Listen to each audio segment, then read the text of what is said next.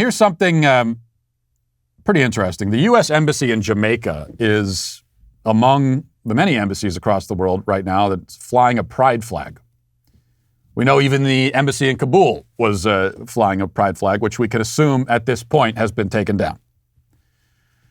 Well, they put one up in Jamaica, and some Jamaicans are not happy about that. They say that they don't want the pride flag flying. In fact, they say that it's cultural imperialism. And I think they kind of make a good point. Let's listen to them. And as you might be able to see in the background, the U.S. Embassy continues to fly the LGBT flag, lesbian, gay, bisexual, transgender flag, in breach of the Vienna Convention, Articles 31E, Article 20, and Article 41. Right? They are being hostile towards our laws, our culture, and our own democratic system. Instead of flying the Jamaican flag for emancipation, they have decided to fly that flag, and that is an insult to our country. Philippa Davies, advocacy officer for the Jamaica Coalition for a Healthy Society, says the flag represents life practices that threatens the Jamaican culture and the teachings of the Bible. She says it also affects the health of the society. You have to understand what that multicolored flag represents. It represents normalizing perverse sexual behaviors and lifestyle choices. Behaviors and lifestyles that lead to disease and death.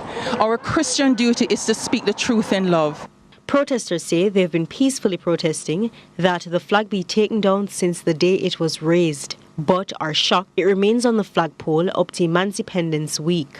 Efforts to contact the U.S. consulate and a member of the LGBTQ group on Friday proved futile.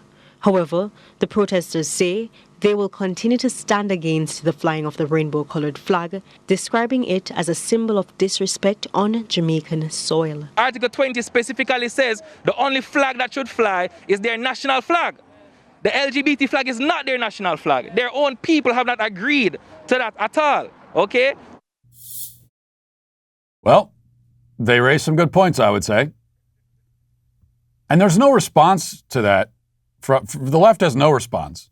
All they could do is ignore this kind of thing. Because if they were to meet that head on and offer a response, the response would be something like, well, this is not your value system, but it should be. This should be your value system.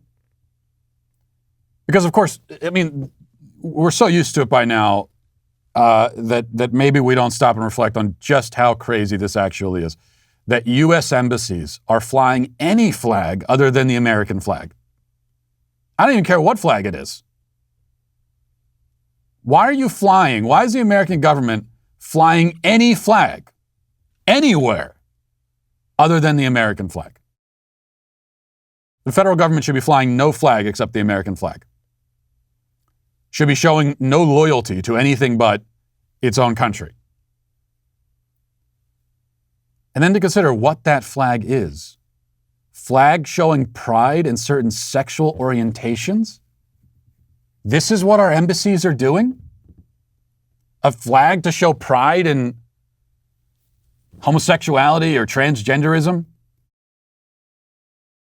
No matter how you even feel about that, why is a federal government?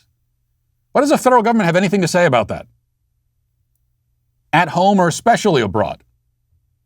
It's insane. And then meanwhile, we're flying this flag to promote a value system that many Americans don't share to begin with, but promoting it in countries that certainly don't share it. And if they're flying the American flag anywhere that is not a Western country, I mean anywhere, then they are promoting this value system. They're imposing this value system on people who do not share it and don't want it. So what are you going to do? Are you going to, someone should go down there and explain to these people, no, you don't believe in this. This is not your value system, but it should be. We will tell you what your value system should be. No, on the left, when they worry about cultural appropriation or cultural imperialism, you hear these kinds of phrases from them. But they're worried about, there was some ridiculous woman, I think some journalist this past week, who was upset on Twitter because a white woman had made a cookbook on how to make dumplings. She had made a dumpling cookbook. And there was some leftist who was upset about this. He said, what is this white woman making a cookbook about dumplings for? Well, probably she made the dumpling cookbook because she's good at making dumplings and shows she had some advice on how to do that. But that is cultural imperialism, according to the left. To make a food item that arguably originates somewhere aside from the continental United States. That's the kind of appropriation and cultural imperialism they're worried about. Meanwhile, we're overseas flying pride flags, trying to impose this value system on people who do not want it.